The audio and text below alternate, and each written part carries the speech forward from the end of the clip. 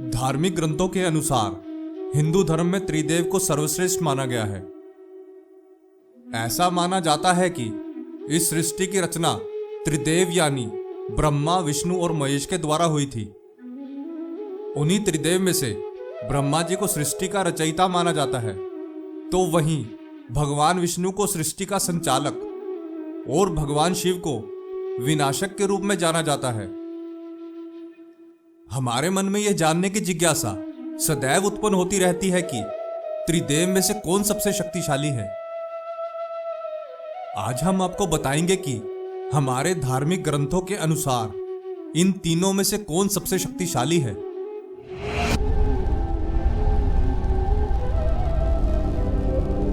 प्रणाम मित्रों, ज्ञान और वैराग्य चैनल में आपका बहुत स्वागत है। हमारे पुराणों में कुछ कथाएं मिलती हैं जिनके अनुसार हम जान सकते हैं कि त्रिदेव में से कौन सबसे बड़ा है। शिव पुराण के अनुसार एक बार ब्रह्मा जी के मन में स्वयं की उत्पत्ति को लेकर प्रश्न आया। उसी प्रश्न के उत्तर को प्राप्त करने के लिए उन्होंने घोर तपस्या की, जिससे उन्हें ज्ञात हुआ कि भगवान विष्णु की नाभि से प्रकट हुए कमल के पुष्प से उनका जन्म हुआ है। वह जानते थे कि वो सृष्टि के रचयिता हैं। उसी अहंकार में वो भगवान विष्णु के समक्ष गए और कहने लगे कि हे विष्णु, मैं तुमसे ज्यादा श्रेष्ठ हूं। उधर भगवान विष्णु बोले कि तुम्हारी उत्पत्ति मेरे द्वारा हुई है, इसलिए तुमसे ज्यादा मैं श्रेष्ठ हूं। अहंकार में दोनों का विवाद इस हद तक बढ़ गया कि युद्ध की स्थिति उत्पन्न होने लगी थी। भगवान शंकर दूर बैठे यह सब देख रहे थे। यह देख उनके विवाद को शांत करने हेतु उनके समक्ष अग्निलिंग के रूप में प्रकट हो गए, जिसका ना तो कोई आदि था और ना कोई अंत। उसे देख भगवान विष्णु और ब्रह्मा जी ने यह सहमति बनाई कि जो भी इस अग्निलिंग का आदि या अंत ढूंढ लेगा वही दोनों में श्रेष्ठ माना जाएगा। ब्रह्मा जी अग्निलिंग के ऊपर की ओर और विष्णु जी अग्निलिंग के नीचे की ओर चले गए। दोनों को बहुत दूर जाने के बाद भी उस लिंग का अंत नहीं मिला और वो थक कर वापस आ गए। वापस आने के पश्चात भगवान विष्णु ने अपनी पराजय स्वीकार कर ली, किंतु ब्रह्मा जी ने झूठ बोला कि उन्होंने इस लिंग का अंत ढूंढ लिया है। ब्रह्मा जी के मुख से झूठ सुन भगवान शंकर बहुत क्रोधित हो गए और उनके क्रोध से भैरव अवतार ने जन्म लिया। उसी भैरव अवतार ने ब्रह्मा जी का 5वां मुख अपनी छोटी उंगली के नाखून से काट दिया, जिस मुख से उन्होंने झूठ बोला था। भगवान शंकर ने ब्रह्मा जी को श्राप दिया कि संसार में उनकी पूजा नहीं होगी और विष्णु जी को स्वयं के समान पूजे जाने का आशीर्वाद दिया। शिव पुराण के अनुसार भगवान शंकर ही त्रिदेव में सबसे बड़े हैं। श्रीमद् भगवद गीता के अनुसार एक बार सप्तऋषिगण आपस में एक विषय पर बात कर रहे थे कि ब्रह्मा, विष्णु और महेश में से कौन सबसे श्रेष्ठ है। तब सप्तऋषियों में से महर्षि भृगु के मन में विचार आया कि क्यों ना त्रिदेव की परीक्षा ली जाए, जिससे पता चल जाएगा कि कौन सबसे श्रेष्ठ है। सर्वप्रथम भृगु ऋषि ब्रह्मा जी के पास गए और उनके पास जाकर ना ही उनकी स्तुति की और ना ही उन्हें प्रणाम किया। यह देख ब्रह्मा जी को बहुत क्रोध आया। भृगु ऋषि ब्रह्मा जी के मानस पुत्र हैं, यही सोचकर उन्होंने अपने क्रोध को शांत कर लिया। उसके पश्चात भृगु ऋषि महादेव के पास कैलाश पर्वत पर पहुंचे। भृगु ऋषि को आया देख भगवान शंकर मुस्कुराते हुए अपने आसन से उठे और भृगु ऋषि को गले लगाने के लिए आगे बढ़े,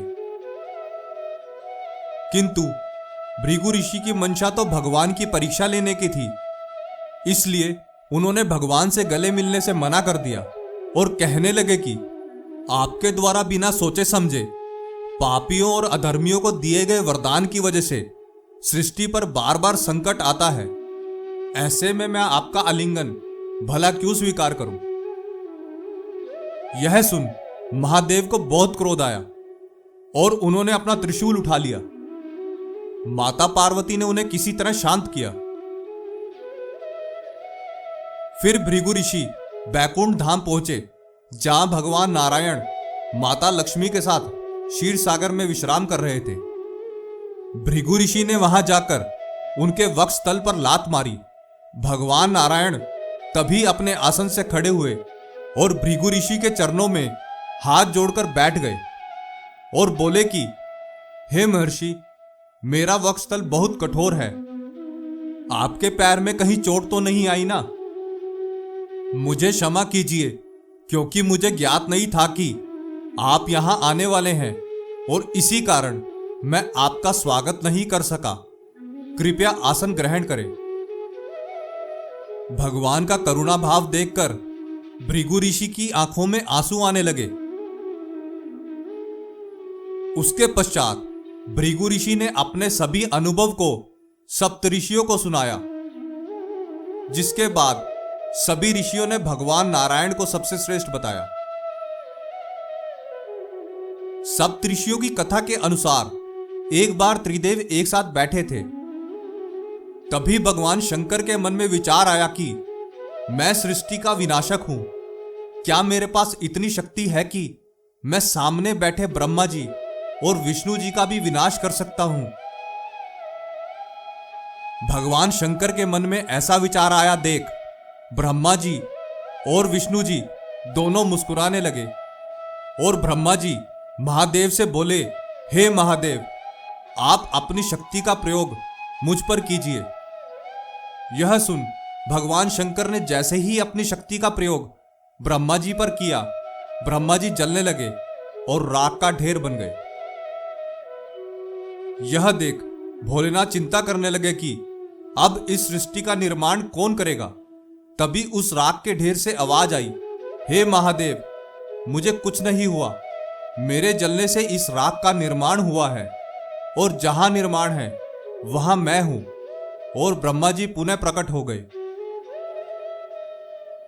फिर भगवान नारायण बोले, हे महादेव, अब आप अपनी शक्तियों का प्रयोग मुझ पर कीजिए। यह सुन महादेव ने भगवान नारायण पर अपनी शक्ति का प्रयोग किया।